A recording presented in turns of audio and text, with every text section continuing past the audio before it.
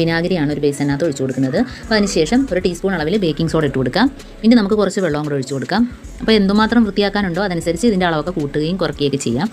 അപ്പോൾ നമുക്ക് കിച്ചൺ എങ്ങനെ ക്ലീൻ ആക്കാം എന്നുള്ള ടിപ്സാണ് ഞാൻ ഇന്ന് ഇടുന്നത്.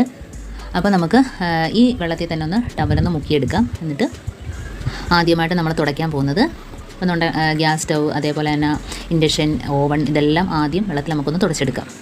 അപ്പോൾ ബേസിന് മുക്കിയതിന് ശേഷം ഫസ്റ്റ് നമുക്ക് ഇൻഡക്ഷൻ തുടയ്ക്കാം. നല്ലോണം പിഴിഞ്ഞിട്ട് വേണം തുടയ്ക്കാൻ. അപ്പോൾ ഫസ്റ്റായിട്ട് ഞാൻ ഇൻഡക്ഷനൊക്കെയാണ് തുടയ്ക്കുന്നത്. അപ്പോൾ നമുക്ക് എപ്പോഴും ഇതേപോലെ ഒന്നും ചെയ്യേണ്ട. ഇടയ്ക്കൊക്കെ മാസത്തിൽ 1-2 വട്ടം ഇതേപോലെ ഈ സൊല്യൂഷൻ ഉപയോഗിച്ചൊന്ന് തുടച്ചു കൊടുക്കുന്നത് നല്ലതായിരിക്കും.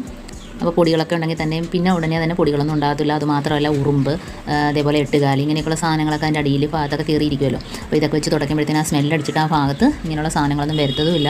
പ്രത്യേകിച്ച് ഈ ബേക്കിംഗ് സോഡയും കൂടെ ആകുമ്പോഴത്തേനും നല്ലൊരു ക്ലീനിങ്ങിന് പറ്റിയൊരു സാധനം കൂടാണ്. അപ്പോൾ അതേപോലെ തന്നെ നമ്മുടെ മിക്സിയുടെ ജാറ്, അതേപോലെ തന്നെ ഫ്ലാസ്ക്, ഇങ്ങനെയൊക്കെയുള്ള സാധനങ്ങൾ നമ്മൾ എപ്പോഴും ഉപയോഗിക്കാത്ത സാധനങ്ങളൊക്കെ ഉണ്ടെങ്കിൽ ഇതേപോലെ ഒന്ന് തുടച്ച് വൃത്തിയാക്കി വെക്കുക.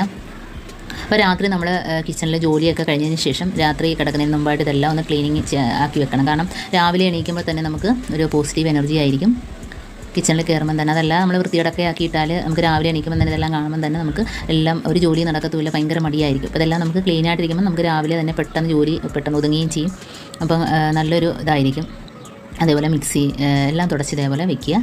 ആ വെള്ളം ഉപയോഗിച്ച് തന്നെ പിന്നെ മിക്സിയുടെ ജാർ, അതേപോലെ തന്നെ എന്ത് സാധനങ്ങളുണ്ടോ അതെല്ലാം ഇത് വെച്ച് തുടച്ച് എടുക്കാവുന്നതാണ്. ഗ്യാസ് അടുപ്പ് എടുക്കുമൊന്നും കാണത്തില്ല. ഈ ഗ്ലാസ്സിനകത്ത് തുടയ്ക്കരുത്, നനവ് പറ്റാൻ പാടില്ല, പെയിൻറ്റ് പോകും. അപ്പോൾ അതിൻ്റെ പുറമേ ഒന്ന് തുടച്ചെടുത്താൽ മതി. വീണ്ടും ഒന്നുകൂടെ വെള്ളം നമുക്ക് ബേസിനിൽ ഒന്ന് മുക്കി പിഴിഞ്ഞെടുക്കാം. ഗ്യാസ് അടുപ്പൊക്കെ ഇതേ വെച്ച് തുടയ്ക്കുമ്പോൾ തന്നെ നമുക്കറിയാൻ പറ്റുന്നുണ്ടോ നല്ലതായിട്ട് വെട്ടിത്തിളങ്ങും. ഇട്ടാൽ രാവിലെ നമുക്ക് ഉറുമ്പോ ഒന്നും തന്നെ ആ ഭാഗത്തോട്ട് കാണത്തൂല, പല്ലി ഇങ്ങനെയൊക്കെയുള്ള സാധനങ്ങളൊന്നും വരത്തില്ല. കിച്ചണിലെ ടൈൽസ്, അതേപോലെ തന്നെ താഴത്തെ കബോർഡ്, ഇതെല്ലാം ഇതേ വെച്ച് തന്നെ തുടച്ചെടുക്കാം. ഇൻഡക്ഷന് ഇനിയിപ്പോൾ എല്ലാം നമുക്ക് വെച്ച സ്ഥലത്ത് തന്നെ എല്ലാം ഒതുക്കി വെക്കണം. അപ്പോൾ ഒരു സാധനങ്ങൾ നമ്മൾ പരക്കിടാതെ നമ്മൾ മിക്സി ആണെങ്കിലും മിക്സിയുടെ ജാറാണെങ്കിലും മിക്സി വെക്കുന്നിടത്ത് തന്നെ ജാറുകൾ വെക്കുന്നതായിരിക്കും ഏറ്റവും നല്ലത്.